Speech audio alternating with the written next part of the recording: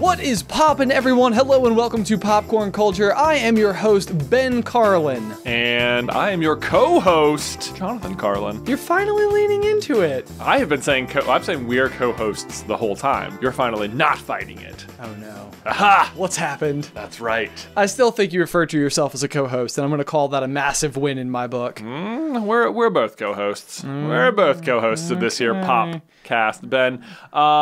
As ever, do we want to start with a corny joke? Have you got one for us there? I think I do, although all of my data in front of me has simultaneously crashed all at once. So knock knock. Who's there? Control freak. Control freak. Okay, now you say control freak who?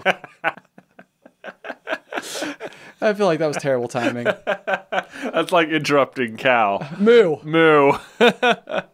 Yes, excellent, excellent. All right, thank you for that corny joke. This is the first Popcast we are recording post-Christmas. It's finally not Christmas. Oh my gosh, and we've finally seen The Rise of Skywalker. We've seen The Rise of Skywalker, and we've seen the finale of The Mandalorian. Yes, we have, which was actually kind of fascinating. But as a quick heads up to everybody, we will have mild spoilers for The Mandalorian. Mild.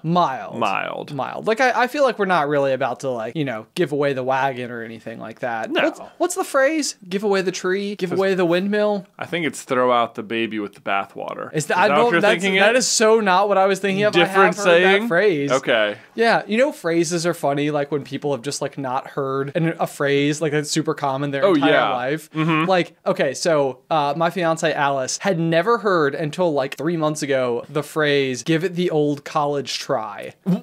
Really? Yes. She is a college graduate who has never heard the phrase, "give it the old college try." Wow, that's really funny. Is there anything are there any phrases that you have ever been on the receiving end of this for? Yes. Yeah. There was one, someone to me once said, "What has that got to do with the price of tea in China?" And I was like, "What did you just say?" Basically someone's like, "Why is that relevant?" That is what it means. Right, that's yeah. Yeah, but I had never in my entire life heard this totally bizarre phrase that I guess is a thing. Although I do think that many people, I have done a little bit of reading on it now, have different things. It's not the price of tea always, but Right, it's like the price of butter in China or something. Right. It could be the price of anything. The price of anything. Yeah. As long as it's not really important to you here right now. Right. What's that got to do with the price of Legos in China? See, it works. Everyone gets it. Everyone gets it. The other one that I had, oh goodness, what is the phrase? I made a video about it in year one. Is this the old wives' tale? Old wives' tale is one of them, where it's old wise tale. Right. Is it an old wise tale or an old wives' tale? I can't believe that it's old wives' tale. I feel like old wise tale just makes so much more sense. It seems like that is referring to, that fabled story of the boy who cried wolf or whatever. You know, I don't know. What did I say? Woof. Woof. Wouldn't that be funny? I know what you meant. If the boy who cried wolf. The entire story of the boy who cried wolf is actually about a boy who keeps alerting to a disembodied bark.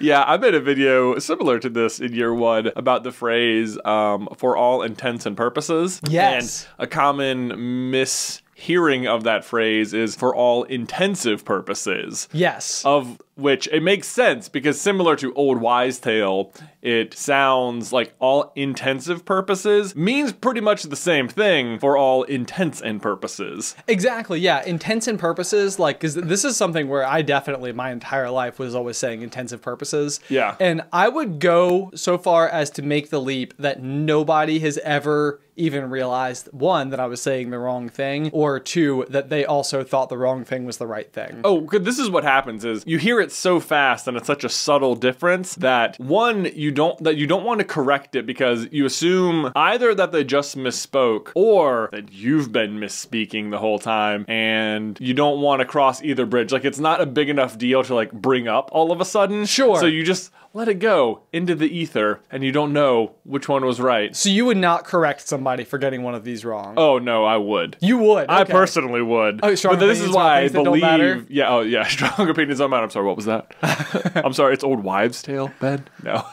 Oh my gosh. This one, I will say, as a kid, for a long time, because it was not a sport that was available to us or talked about very much in school, was volleyball versus volleyball. Like, whether or not it's sort of a B or a V, like, as a small child, I don't know. Entirely interchangeable. Entirely interchangeable. Like, I don't know what people are saying. Are they saying volleyball or volleyball? Like, it happens so fast, I can't tell. I can hear that. I can hear that. Although I don't ever remember not thinking that it was volleyball, but now that you say volleyball, I'm fairly certain that I have said volleyball before. Mm-hmm. Yes. Raise your hands, little colonels, if you have said volleyball, or if that was a common. Let us know, #popcorn culture, any phrases you have gotten wrong like this throughout the years. Yes. Yeah. The only other one that I've heard of is blessing in disguise. Oh yes. I know exactly where this is going. Yes. One of my close friends always thought that it was blessing in the skies. Right.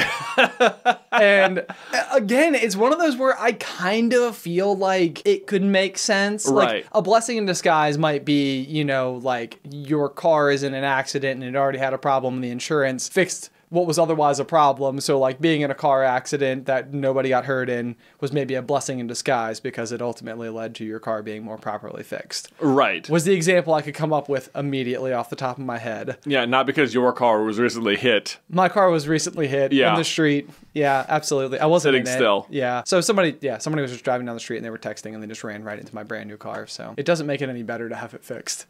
But I actually had this want because it was like I've had it be the case before where I used to drive all the time for work. I had this aquarium company, so I'm constantly like was out in my truck. And the thing is that the more often you are using the vehicle, the greater the likelihood ultimately that you are going to accidentally bump into something with it. Yes. Because it's like you are good at driving 99.99% of the time, but all it takes is that 0.01 time where you were in a rush or you like pulled into a parking spot and didn't realize that there was like a cement block in front of you or something. Right. And then you pull forward and it's like, no.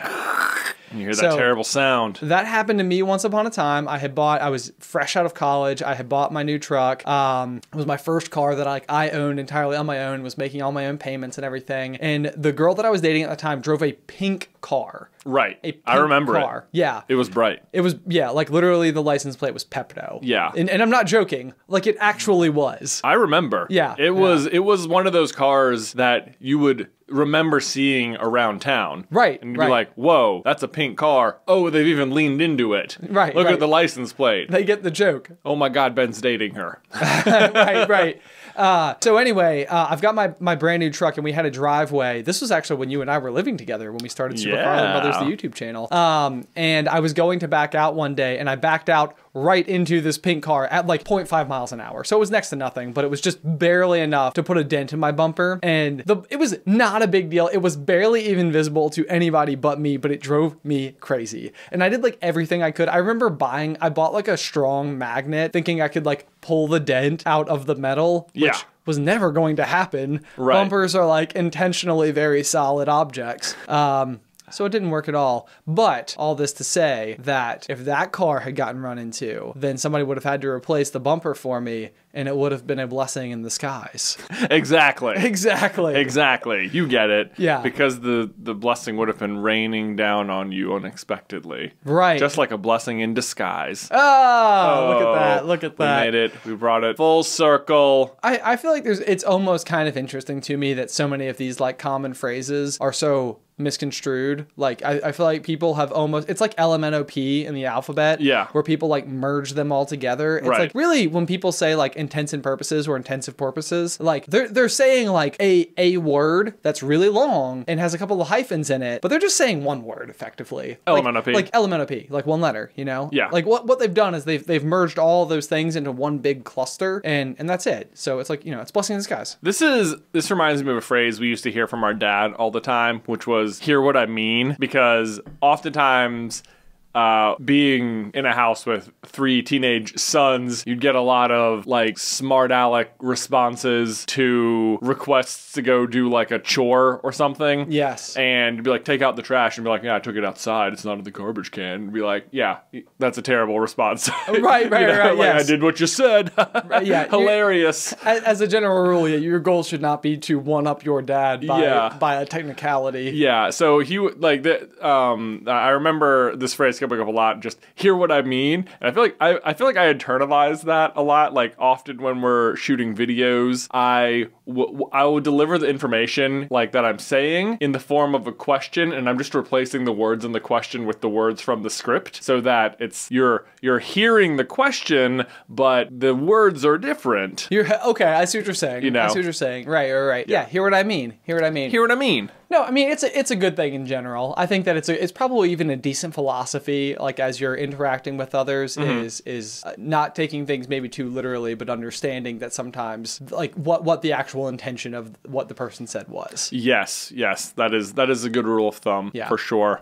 Just what do you think they meant? Oh, I would also just add on to that to give people just the benefit of the doubt most of the time. Yeah. Like my assumption whenever I'm talking to someone is not that they are trying to antagonize me. Oh, sure. You know? Yes, absolutely. Or in general, that's so I feel like I'm one of these people who is maybe lives in the wonderful land of ignorance, and that like I tend to assume that just all people are good people, and that like in general people are not out there to like make other people's lives worse. Right. And so I feel like my typical resonance with the way that I imagine how everybody is speaking to the world is under that notion. Right. Like, people are not trying to be mean, and maybe they're being mean on accident at times. But otherwise, yes, no, that's typically. I treat that in the way that I feel like it would be hard to offend me under most circumstances because I'm usually not assuming that the person is attempting to. Right. Yeah. Yeah. No one's just coming at you guns blazing.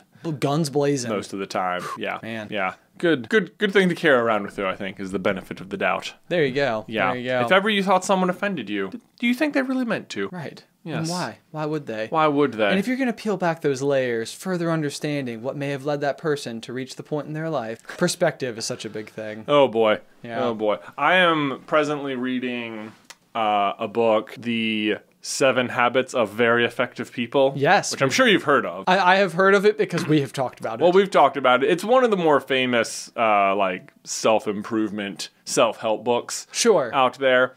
And how do you feel about self-help books in general? Is that something like, do you read many of these and attempt to constantly like tweak your life, or is this a first? Let me tell you something, Ben. Okay, lay it on me. I have for a long time not read many. I think once upon a time for my job I was required to, they did like a, corporate book club sort of thing where people jumped on a video call once a month and you had to discuss, a chapter from a leadership book or something. Sure. Whatever. And not really, but I think a big part of my problem approaching the genre of self-help books is the title of the genre itself. Sure. It's because it's called like self-help or self-improvement, which sounds like a good thing, but I think approaching it then also means like it feels like what you're doing to everyone in the bookstore is like, I got problems. Like, okay, so hold on though. So is your concern the reaction from the people who see that you own the book, or what is your perception of other people who tend to lean on such books? No, I think my perception, my fear of going over to that side of the bookstore and buying the book is not really the people in the store. That's not really a big deal, but it's just that like the idea that it like admitting to yourself that you care or something. Sure. That like I don't know. I bring this back to a hair gel conversation you and I have had forever. Oh, absolutely. Where, like, growing up, I had friends, or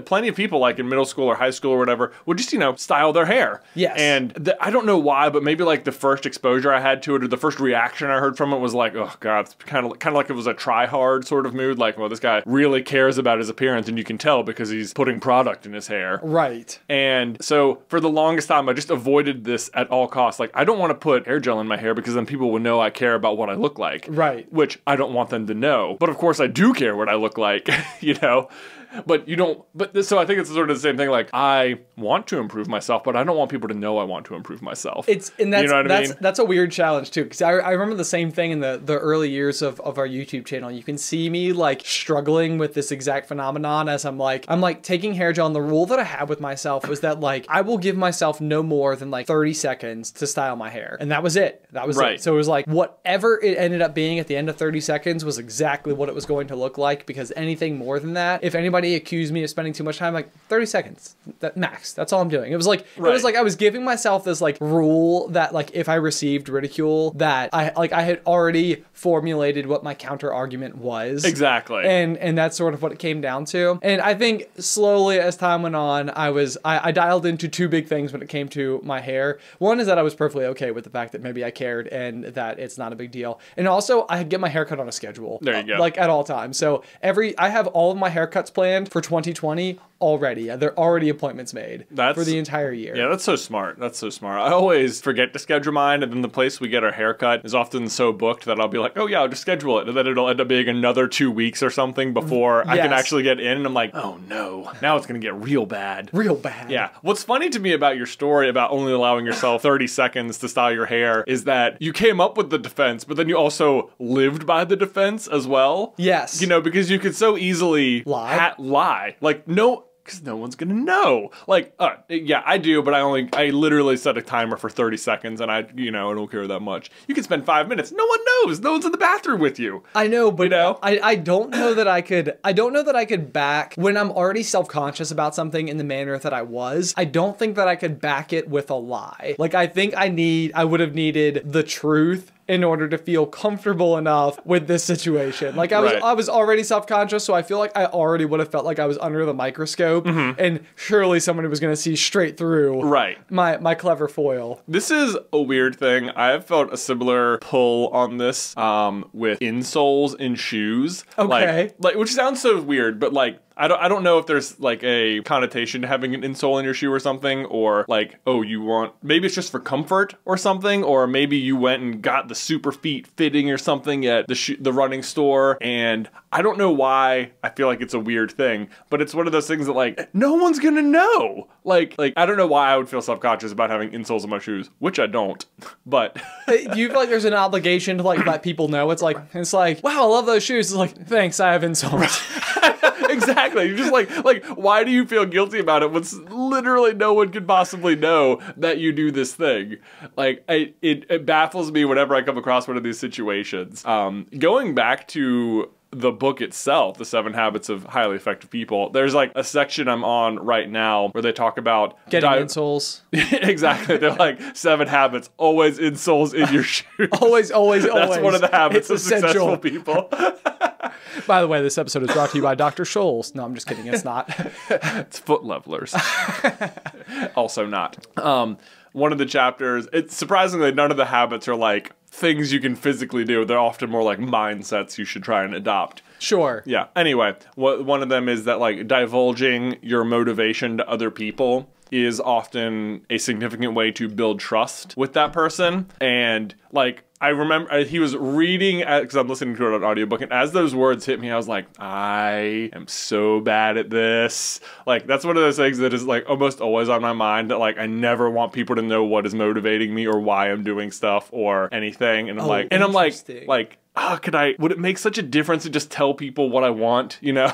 Like, instead of having to work my way around it. I don't even know if I'm gonna have a good example for you, but I feel like this is constantly a problem for me, where I like do not want to reveal my motivation for things, because I think my issue is that I don't think whenever I feel like I want something, I feel like I probably shouldn't want that. Like it's not okay to have wanted it. It's not okay to feel guilty about it. That's yeah. Welcome to my life. I feel guilty. Just all the time. It's a constant state of being. No, I actually completely understand that, because I think that I've frequently felt the same way. Like, the last thing in the world I've ever wanted to divulge to anybody is the things that actually make me happy. Right. Because in letting people know that, it was almost like they could like then somehow in some perverse world use it against me. Right. The other thing for me is that if I'm ever experiencing like pure joy, I feel like I am feeling guilty because I have probably like pushed people to do something longer than they already wanted to do it. Right. Like, so I remember when I was in high school, this thing like I got so excited about doing once upon a time, I went out and I bought these huge tarps. They were like these massive, like, you know, just tarps. Yeah. And we would put them in the backyard. What were they? They were tarps. Tarps. Tarps. Like, you know, a tarp. For like camping. For like camping. Yeah. Or for covering the backyard in. And then for water sliding. For water sliding, yeah. Yeah. So we had this backyard where you had like our basement like had these doors that would open out. And there was like this concrete pad, and the concrete pad went to like this small slope that like went across our backyard. So what I would do is I would go and I would stake it all in, and then I would use like dish soap and I would like cover the whole thing, and I would have like a hose out there, and it would be like this really awesome slip and slide. Yeah. And it was this thing that I absolutely loved doing. And aside from the guilt that I definitely felt like from Dad, who was inevitably going to be furious at me for killing the backyard, both through soap and through covering, you know, like blocking the grass from the sun. 300 square feet of grass, which probably my guilt should have come from not cleaning up, which is ultimately what did happen, but that's not where my guilt came from. My guilt came while I was out there. Like, I would like run up to the top, slide down, get up and sprint back to the top as fast as I could, and then slide down and then sprint back up as fast as I could. And I would just do this, and I was having so much fun. Do you mean just by yourself in the backyard? No. Like with like 20 people there, like tons of people, everyone having a good time, like all fun. And I would be like, am I doing this too much? Like probably people probably want to go inside, don't they? Like they've probably had enough of me slipping and sliding, but like I really want to keep doing it. Right. And like I would immediately be like, I should stop now. I've had enough fun for one day. Like I've enjoyed myself. Let it go, Ben. Let it go. People aren't going to enjoy this for so long. You had like maybe 30 seconds of this. Okay, that was enough. Right. Yeah. Yes. No, I totally know what you mean. This is how I feel. This is how I knew the trajectory of Pokemon Go was going to go when that came out. Oh, yes. Once upon a time, because the first few weeks, it was like pandemonium. Everyone was everywhere playing it. You couldn't go anywhere without seeing people like failing to log into the game or whatever. Right. No, absolutely. It was the first time you really saw, like, I mean, it was like trending on Twitter the whole time. Like, anywhere you were out driving, like near parks and stuff, there were just like groups of people all like walking around like a little huddle. Yeah. Like, it was a thing. It was a thing. And it was a thing that almost from the beginning I had trouble like enjoying, because I was having so much fun with it, and I intrinsically knew that my enthusiasm for this game would carry way past all my friends who were suddenly into it for a month. Right. And it was just like, I'm not going to be able to continue to ask you guys to go do this with me after a certain amount of time. And I will say that it lasted longer than expected, but sure enough, it's like it will always fizzle eventually. And like, if you know you're enthusiastic, it's like if you feel too enthusiastic about something, which is a phrase I don't like at all, you like that fear that you're bothering people with your enthusiasm, it can like really eat away at you. No, it absolutely can. Yeah, I think this is like this is like if we go out to dinner with the family and I'm having like a particularly like in-depth conversation with one family member, I'm like, oh, man, everybody else is probably annoyed that like we're not, you know, paying enough attention to the rest of the conversation or something like that. You know, and you're like, oh crap. But so what do we do? What would the self-help book tell us to do? Well, I don't know. I think for one, it would tell you to probably admit what your motivation is up front. You know, if you're trying to like sneakily suggest people back to the house and be like, hey, what do you know? The slip inside is already set up. Oh, what do you know? How about that? You guys brought swim trunks, right? Should we do it? Should we go outside? Should we go outside? Yeah. I'm pretty sure Mom has a fresh thing of Dawn. Dawn dish soap. Like, rather than trying to like sway the crowd's opinion to get to where you want, just be like, I want to go do this. I want to go slip and slide right now. Slip and slide. And you should too. Now. Yeah, I guess that is probably what it would say. It's been a very interesting read. Yeah. For sure. So it's turned me on to the idea of self-help books, but I still don't like the phrase self-help book. Like, I don't know what is a better phrase. I don't know, but like, it is true in that I feel like I tend to associate and very unfairly, like this is not even like my own opinions, but like almost what I assume public opinion of self-help books is like sort of in that same category of people who get like really into like multi-level marketing schemes.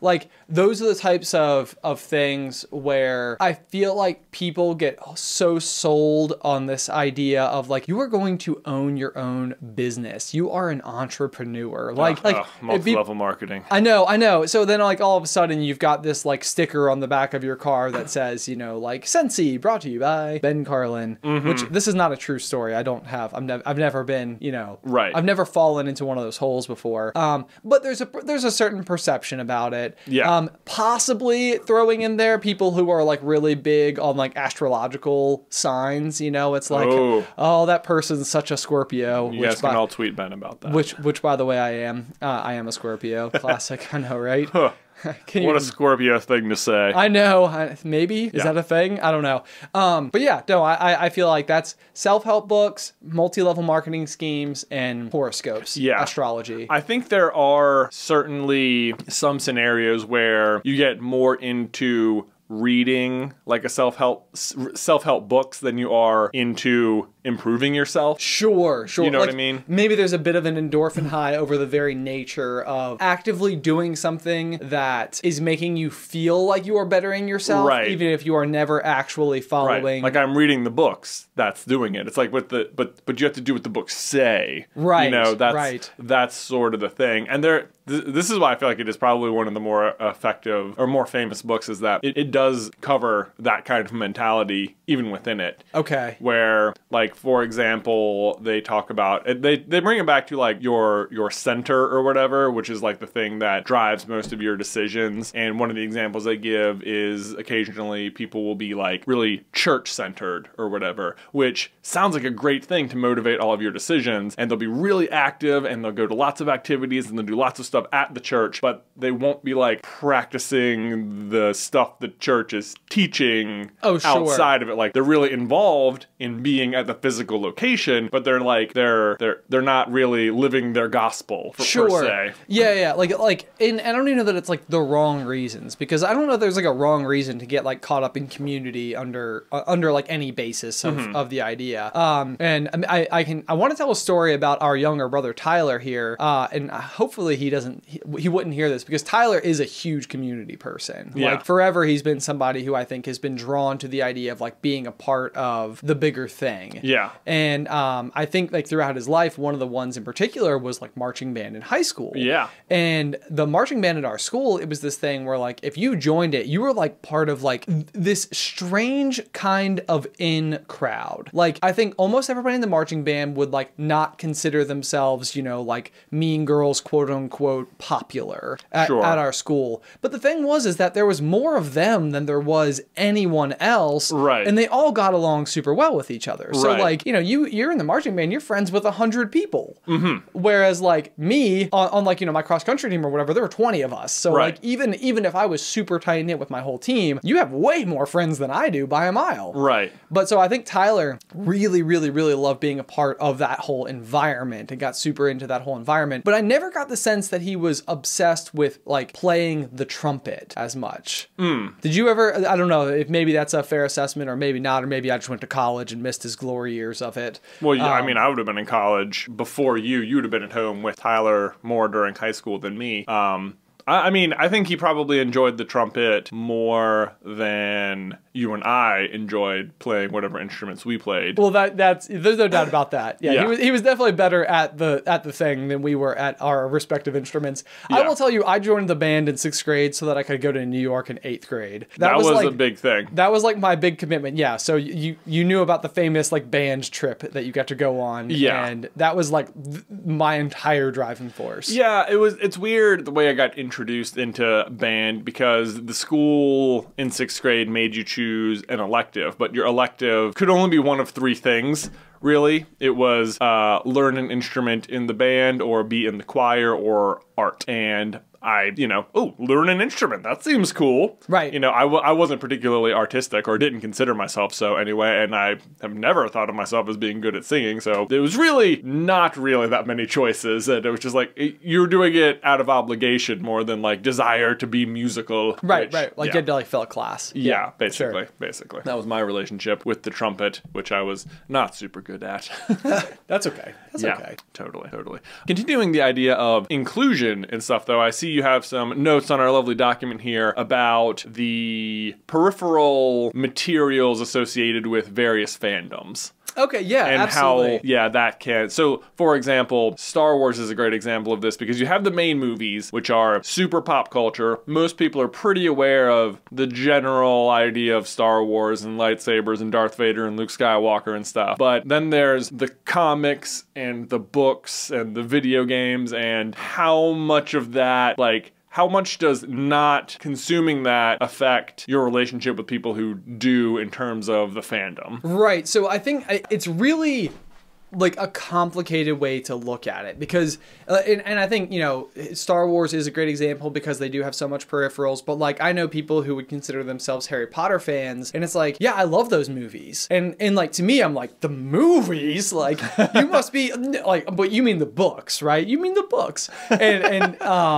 But then I feel like we go so far with it that, you know, like not only, you know, have we read the books over and over and over again, of course, seen the movies start to finish over and over and over again, but we read like all of the articles, we read the interviews, we read, you know, the Wizarding World, J.K. Rowling writing that gives you like to the nth degree on just anything that ever went unexplained so that you have like the complete backstory to everything all the time and always. Right. Like how important does that stuff ultimately become? Should it play a role? Like for Star Wars fans, for example, I would be willing to bet that there are plenty of Star Wars fans who their only interaction with it is they have seen all 11 movies, you know, 9 episodes and 2 Star Wars stories. Or some combination of that. Or some combination of that, yeah. And so it gets interesting, I think, especially because of how that information can ultimately affect what you see on the big screen.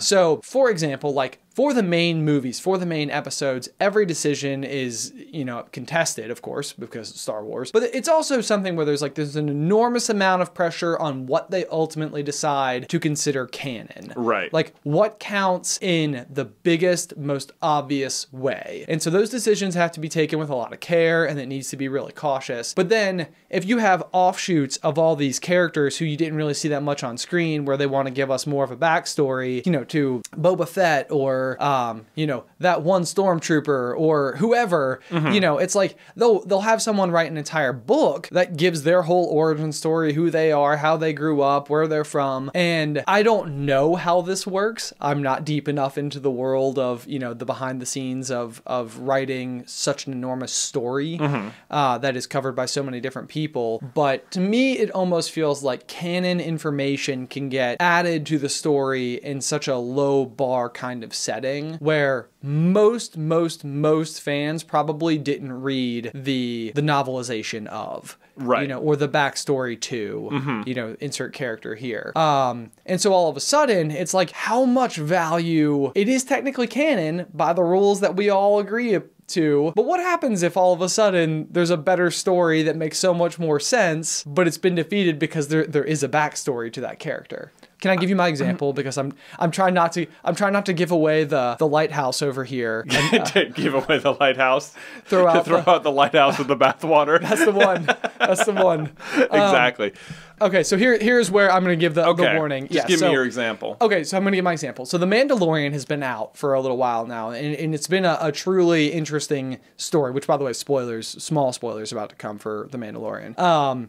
But it's been an interesting story because in a lot of ways it has been a show about nothing, in the same way that, you know, like Seinfeld, for example, like one of the biggest comedies of all time, sitcoms of all time, that's sort of like how it was always described. It's a show about nothing. Yeah, self-described. Yeah. So The Mandalorian, each episode, it's sort of like a complete one-off so far where you get into it and it's like, oh, hey, look, we're on a new planet and he met a new guy and that guy helped him do a thing. Oh, how cool was that? See you later. And it's like they were all like these self-contained little stories where ultimately at the end of the season, it came full circle. It does come full circle eventually. Right, and you see everybody sort of like come back into the fold eventually. But for the most part, like, there's not these insane moments in every story where you need to go through and pick apart each episode and like really dissect, like, oh, what did he mean like by that? And what does that probably mean? And what are they setting us up for? Like, it's a slow-moving story that is nothing but entertaining. Right, like you've got little baby Yoda. Right. And you know he's important. You know, people are hunting him, and that's very slowly sort of pushing on the plot, but it's not the main focus of every episode. Exactly. Yeah. Exactly. Yeah. So, I guess my thinking here, my theory that I was slowly coming to as I'm watching the final episodes is in The Mandalorian we have this one character sort of in the sewers. The Mandalorian covert Yeah. something where they have all the other Mandalorian Just say it fast. people. No one will know. Yeah, exactly. Yeah. The covert. Mandalorian covert. The covert. Yeah. Covert. I hope we maybe have done it too many times now and people are going to know what we're saying. The covert culvert. The covert culvert, exactly. So the Mandalorian covert culvert, you have this armorer, and we first meet her, I think, in episode 3 when he's having his shoulder made. Yeah. I think that's even episode 1. Oh, it is episode 1. Yeah. It is episode 1. Okay, so we meet her in episode 1, and he's gotten like the little ingot of the Beskar metal, which he brings downstairs, and she melts it down, and they turn it into the arm guard for him. And I guess even at first you don't realize that it's a woman that is this armorer, but like as it goes on, you know, she speaks, and you're like, oh wow, that's kind of crazy. But as the episodes have gone on, we've gotten to know her just like a little bit more, and in the final episode, you do get to see her like in combat mode a little bit. Right. So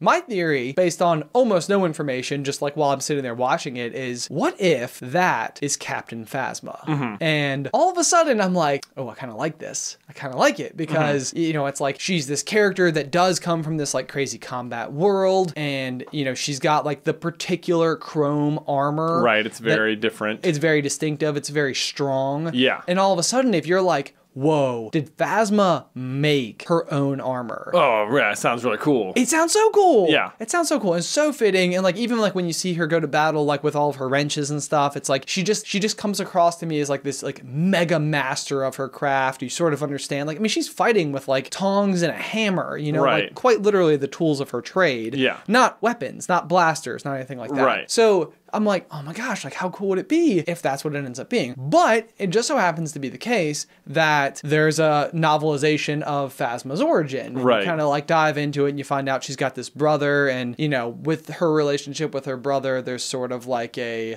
he was injured as a child, so he can't really like go into battle, but she's like the brawn and he's the brains of the situation. Right. And, you know, he's like this big time pacifist, but somewhere along the way he dies, and then you're like, oh, and maybe that's where it comes from. Like maybe she's like a good guy because she's got this like force coming from her brother, and it's so cool. And I don't know. Like, so I'm like putting together this whole story in my head. Right. But then as I keep reading more about the novelization of Phasma, it's like, nope. It's not what it is. This armorer woman is not Phasma, basically because the novelization prevents it from being so. Right. Like it wouldn't work. Yeah. And that disappoints me. That disappoints you because it's tricky with Star Wars, and I think one of the reasons it's so difficult for us on the channel to discuss Star Wars is because of the vastness of the universe. And if you want to like have a theory about something, we've had this problem before where everything can line up, but it just turns out a thing about a character in a novel or in a single panel of a comic totally undoes this. And you're like, well, it's there, okay. Right. And that can be frustrating. And I remember before Disney acquired Star Wars, this was sort of how I had started to feel about Star Wars. Like, as a kid, I felt like I knew everything. We watched the movies all the time. We had all the action figures. We had all the games and stuff. And then you'd go to look up, you know, the information about Chewbacca or something. And, you know, Chewbacca's pretty important to the plot. And he has some stuff. He does some things. But certainly not enough to make his Wikipedia page 70 pages long, which somehow it is. Sure. You're like, God, I thought I knew Chewbacca. And but turns out. But you don't. It just turns out, my goodness, there's been so, wow, it keeps going. God, geez, this is a long entry. And it's so difficult to know every little thing about Star Wars. And it's so difficult then to theorize about it, because if you don't know everything, then you might just already be wrong. You might be dead in the water before you even started. Yeah. Right. Yeah. So that becomes the question to me, though, is I think with Star Wars, all of a sudden they're going to be, you know, like as they continue to expand the universe, as they continue to make more content that has more eyes on it, which I would argue The Mandalorian does, you know, with the release of Disney Plus, and it's definitely like their flagship like title that came with the release of the service. Yeah. So all of a sudden you have an offshoot that maybe not like all Star Wars fans watch, but I would be willing to bet, you know, if you're going to consider yourself a Star Wars fan, if you've watched all the episodes, that's, you know, we'll call that, you know, 99% of Star Wars fans or whatever. The number of people who read the Phasma book, I bet is like 2%. Oh, yeah. It's a very, very, very small select crowd of people who are like the deep divers that want everything and they can't get enough, and that's what they do. I would be willing to bet that like 70% in that formula have watched The Mandalorian. Like, enough eyes will have hit it because it's been so talked about, because it's so good, you know, that ultimately more and more and more people will consume it, which to me then makes me wonder, like, where does it fall in this hierarchy of, would we ever be willing to like put an X mark over something in order to allow a better story to happen? I don't think so. Really? So that's what I'm saying. That's what I'm saying. I feel like the bar to enter into the world of canon in the novelization is lower to me than it is anywhere else, but now we all have to abide by that bottleneck. Well, I mean, have you ever read any of the Star Wars novels? I have read bits of some of them. Okay, so I think what you'll find if you read them is that they are not often, they really will not be that impactful to anything other than developing the character itself. Sure. And, you know, yeah, it is probably weird if you know, saw Captain Phasma in the movies. She does almost nothing except lower the shields at Starkiller Base and then lose a fight to Finn. And you're like, okay, yeah, I bet your entry into the encyclopedia is about 2 paragraphs long. And then all of a sudden it scrolls forever. And you're like, how did I miss all this stuff? Right. But the thing is, like, when, I don't know, I've read a bunch of the Star Wars novels and I've never really felt like, oh, okay. I've never like gone, it's never affected the way I watch the movies or anything, you know, like, because often the movies are already made. So it's not like the characters, all of a sudden motivations are seen like through a new lens or something. Well, and I agree. Like, and I think the big thing is that they all know, anybody who's in part in producing the movies is never going to have made it a requirement for you to read all the peripheral material in order to understand what's happening on screen. That is always true. So that's the other thing about, yeah, like peripheral material, like novels and comic books and stuff, is if it's going into the movie, the big thing, that, because that's always the highest thing, is the movies. Right. Well, Star Wars anyway.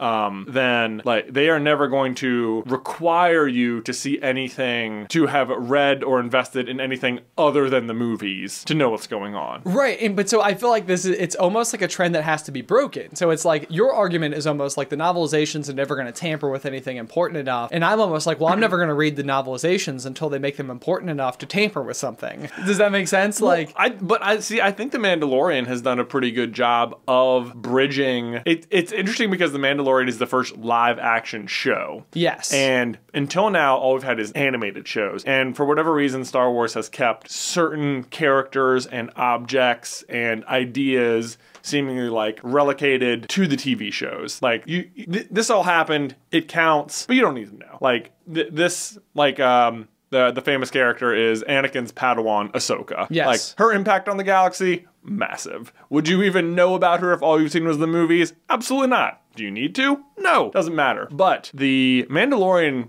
has, since it's live action, they have like started to bridge some of the animated stuff into the real world of Star Wars. Right. And it'll be interesting to see if then the things introduced in The Mandalorian make it into a movie. Because it's easy to say, well, that show was kind of, it's like animated, maybe it's made for kids. We can't expect every adult to have seen it or know. But none of that stuff has ever migrated into the movies. Right. But they have started migrating stuff from those shows into The Mandalorian. They have, Yeah. yes. And we don't have to go into specifics, but the finale absolutely is like there's a key example of that. For sure there is. Which we will probably talk about eventually. So if you haven't watched The Mandalorian, I'm going to warn you that eventually that will come up. I feel like before, like, I also just want to throw in, like, I don't want anyone listening to be under the impression that, like, having not seen everything or read everything means you're not some sort of true fan of something. Oh, no, of course not. No. There's nothing more frustrating to me that, like, I feel like for Super Carlin Brothers, for example, like, everything has always been like Disney, Pixar, Star Wars, Harry Potter, and Marvel. And we've never really had a mission statement for the channel. Like, we've never really had like a central goal or idea or anything that we were trying to do. But the phrase that I feel like you and I always kept coming back to was sort of this sentiment of celebrate your fandom. Yeah, which is now in the intro. It's now in the intro. And I think that is a huge thing, because the whole idea of anything that we ever like are attempting to make is to allow for a place for people to come together and enjoy the thing that we all enjoy. Right. And I think there's nothing that frustrates me more than when I feel left out of something because someone has suggested the idea that like, oh, well, it sounds like you're not like into it enough to be a part of this conversation. Right. So no, yeah, I don't think that in any way, shape, or form what we're trying to suggest is that the only way to be a true Star Wars fan is to read everything. To be part of the 2%. Like what I would say is that Star Wars fans, are that like 100%. And that is like anybody who enjoys Star Wars in any capacity. I think my assertion is that my bet is that most people who would classify themselves as a Star Wars fan have probably seen the main episodes. Right. That you probably haven't dove too much deeper than that. Right. Yeah. Right. And that's I'm right there with you. Like I have seen, like I haven't watched Rebels, I haven't watched Clone Wars, I haven't watched or read all of the novelizations. Yeah. I have played Star Wars Battlefront 2. There you go. And read like 12 Darth Vader comics. Yeah. Yeah, we started collecting those and then we fizzled out. But now there's like only 25. We could do it. We can collect them all. We could do it. But what I really want to do is collect all the covers. That's collecting things. I don't know why. This is just like, I feel like it was instilled to me also because of Star Wars as a child. That's true. Where as a kid, we were like, we had these totes with the action figures and we just had like one of everything. And we knew like all the character names, and like when we went to like the store, it was always like we knew like what the newly released action figure was. It was like, oh, we've never seen that one before. That must be a new release. Yeah. So we were pretty fanatical about it. Yes, we were. And that's like one of those things that, now to this day, when the Darth Vader comics released, I was like, okay, Darth Vader, big deal. Love hearing more about what Darth Vader was like early on. Like, it's almost Darth Vader's origin story opposed to like Anakin Skywalker's, which is what the prequels were,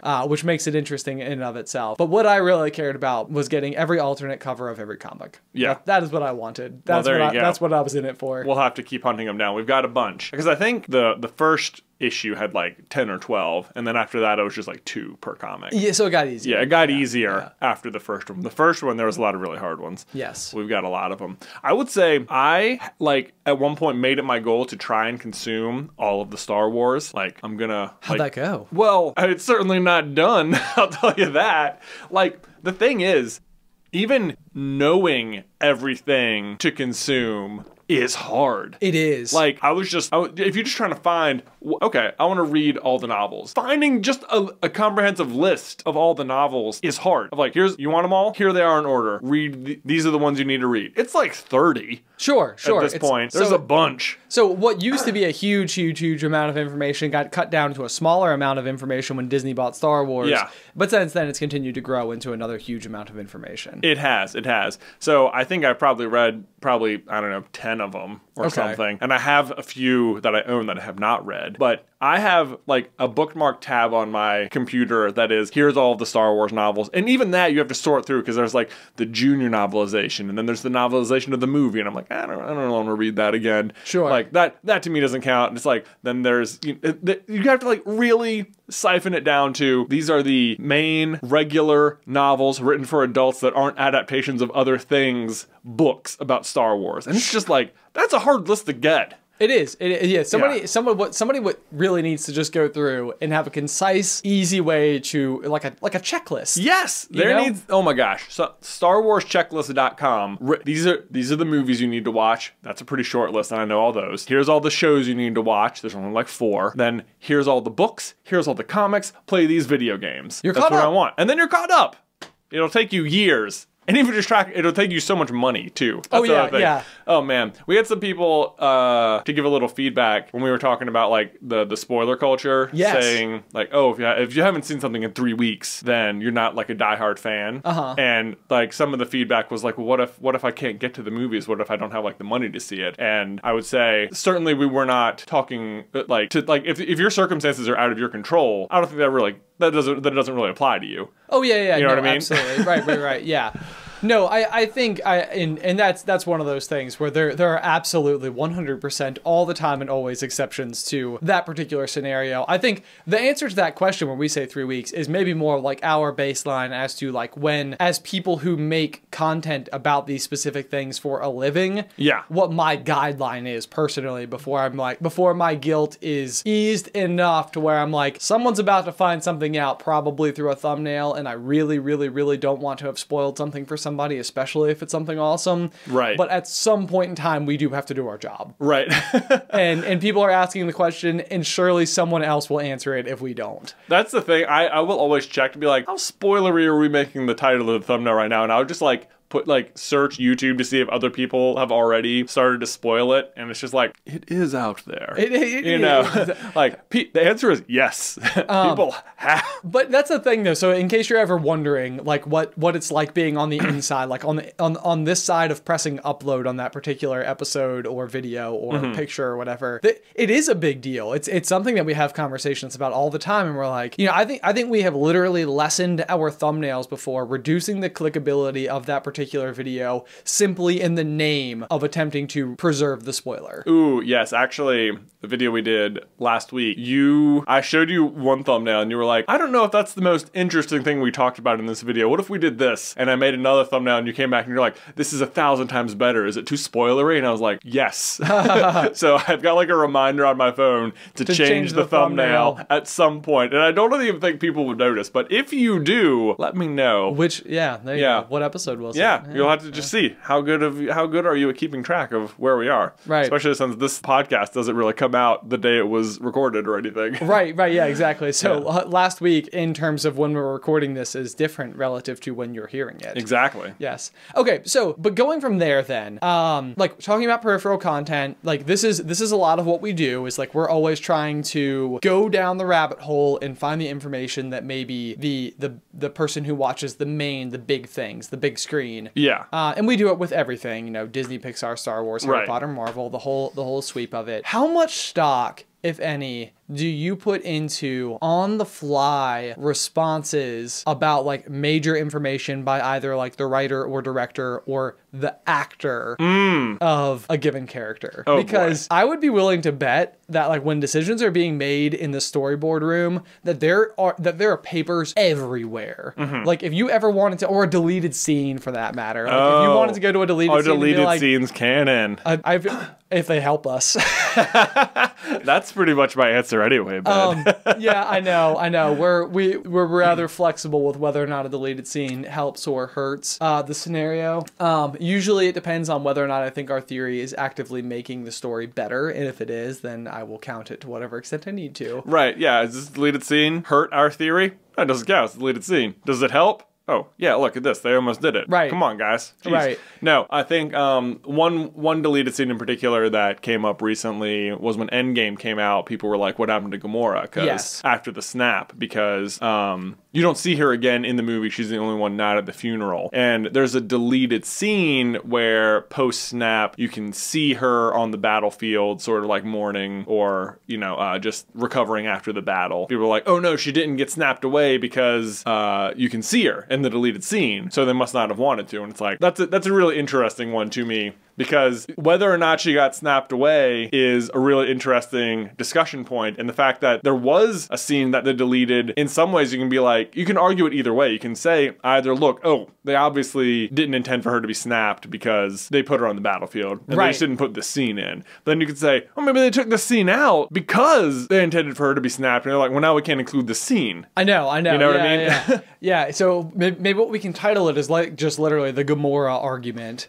Oh, yeah. It's like, which side of the argument do you fall on? The Gamora Paradox. Yes. So it's like, it's so much more fun if she snapped away. Right. You know, or if, because there's no other way for her to leave. Yeah. Everything has just been destroyed. Yeah. And all of Thanos' forces just got snapped away. So, like, there's no, like, just jogging away from this scene, finding another plane, flying it into space, and showing up some other time way in the future. Right. Knowing whether or not she was snapped makes the next Guardians movie so much more interesting. Right. Yeah. Right, absolutely. Yeah. And so that would be curious, and that's something that I definitely would like to see use hashtag popcorn culture. Ooh. This feels like a video. The Gamora Paradox. The Gamora Paradox. Yeah, absolutely. Yeah. This is how it happens, by the way. If you're Right ever here. like, how do they come up with these ideas? Usually a conversation exactly like this one, and we're like, hey, that's interesting. Should we do that? Should we put it on the board? Yeah. What are all of our arguments here? There you go. Yeah. But yeah, so then the other end of it altogether is, so I think I am hesitant sometimes, like when a character or someone, like I think Finn, John Boyega tweeted something about like what Finn's character was going to tell Rey the other day. And it's almost like, as the actor of Finn, you want to give him a little bit of stock, but also the actor has absolutely zero say on the story. I think that comes down to a case-by-case basis. Yes. Because I can believe that John Boyega literally knows what Finn was going to say because they cut it out of the movie, and there was a script with his lines about it, which again gives the same thing if they cut it out as a count. Exactly. Yeah. Yeah. It's the Gamora Paradox. It's the Gamora Paradox. Again, it's exactly that. It's acting up everywhere. It's everywhere. But I can give him some credit to, like, I would think that I would take that more seriously. Of course, J.J. Abrams has said specifically what Finn was going to say. So, and I would say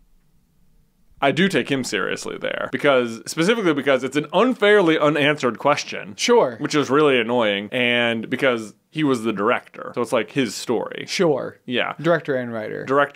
So I feel like that gives some credence, but then it's like, it's not in the movie. I know. There is still that. So yeah, boy, I know this is like a thing for sure that Harry Potter fans have had to deal with forever, because the story's creator was frequently on Twitter dropping things, and you'd be like, oh, that changes everything, but it's not in a book. It's so weird, I think, especially with the J.K. Rowling case, because she, in a lot of ways, I feel like has almost like we like to think that J.K. Rowling is this person who like walks around with this massive bank of information in her head about everything all the time and always.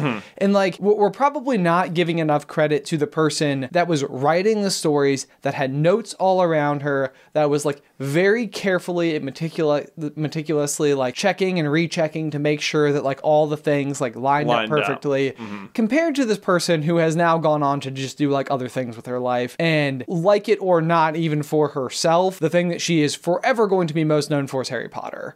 And so one way or another, that's where she's going to get the most questions. One way or another, that's probably where the majority of like her future work is going to spawn from in terms of like future movies and stories and, you know, whatever the case may be. But it's tricky. It really is, because I feel like she can make mistakes with characters that we, the audience, are so tuned into that we're aware of it. Like, yeah, it's almost like you're no longer the authority on it unless you're going to go and sit back in that room with all the pieces of red yarn connecting all the dots and like all the backstory. The difference I will grant her the credit on is, I think, the writings by J.K. Rowling on what was formerly Pottermore, now Wizarding World, where those tend to be pretty airtight. They were. I think that was the point. It's like, this is an expansion of the story. Right. And they were like, I think what I liked about those is that they were like small and digestible, and yeah, they didn't really often conflict with the story, like provided you with the kind of background info and stuff, and you could be like, yeah, I see why this doesn't really affect much. Right.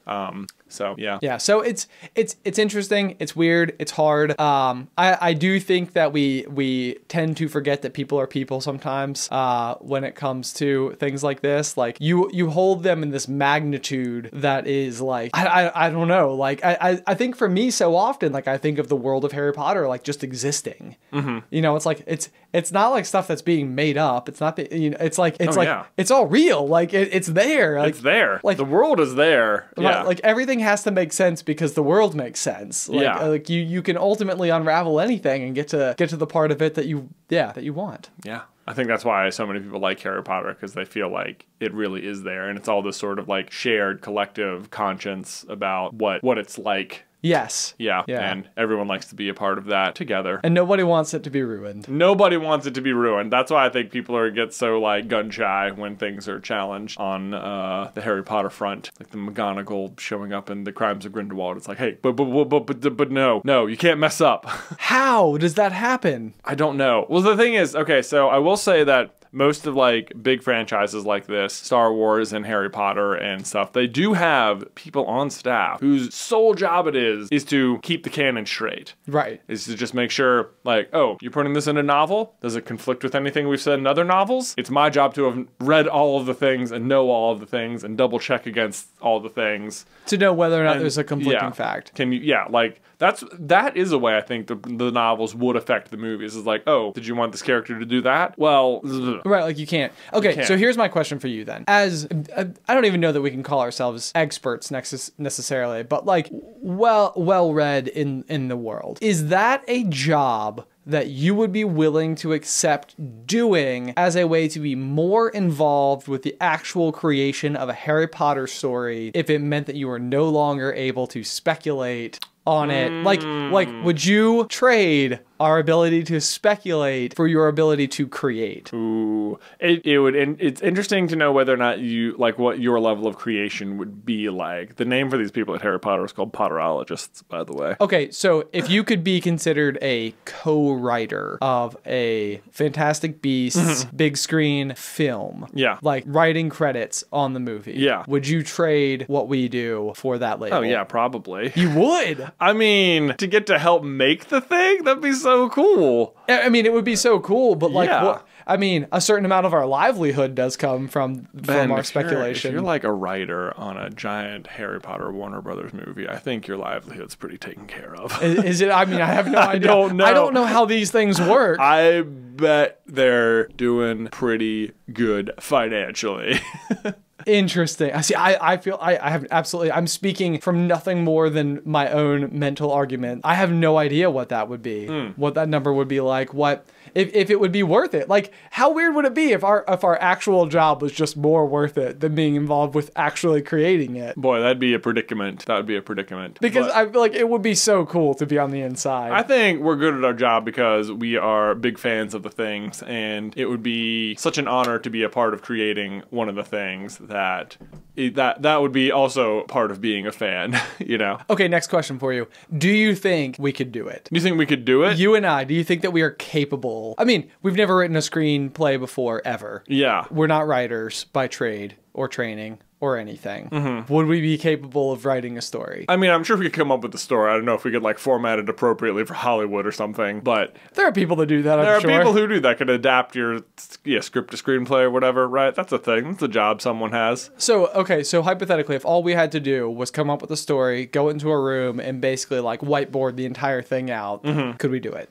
I'm sure we could. Yeah? I think so. Who do we call? I don't know. I want to know who to call. Here's the thing. We don't have to add to someone else's story. We can just write our own story. You know what I mean? Well, I get that. Yeah. Then we have to make up all of our own characters and their motives and intentions. And that seems You're gonna have to do that anyway. I know, but it's different when it gives me the palm sweats. Gives you the palm sweats. That's how you know you're doing good. That's how you know you're onto something. Right. You gotta have the courage to do that. Yeah. Okay. All right. Well, anyway, I feel like we've covered an enormous number of things today. I very much enjoyed talking about all of the peripheral worlds of everything. Yeah. I'll be curious to know how everybody feels about the Gamora Paradox. Oh yes. Does a intended scene that was left out still count? That ends up being probably the question of the day for us today. If you guys have any thoughts on that or the episode at all, be sure to use hashtag popcorn culture. You can follow us on Twitter.